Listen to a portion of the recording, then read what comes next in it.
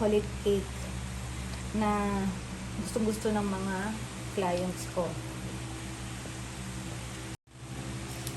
Mix lang hanggang na-absorb nyo na yung oil. Basta do not overmix. Sana magustuhan nyo rin.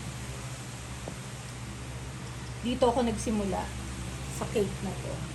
Tapos, along the way, marami akong na-discover, marami akong natutunan.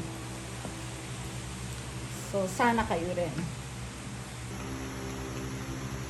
I-try nyo to dahil masarap to. Perfect to ka-partner ng cream cheese frosting. Or chocolate butter. So, ang isang recipe nito, makakagawa ka ng isang 6 inches na chocolate cake. So, sayang to. Simutin natin.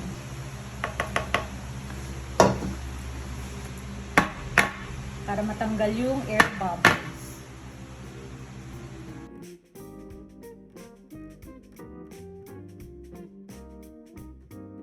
Yan. Tignan nyo kung gaano kaganda.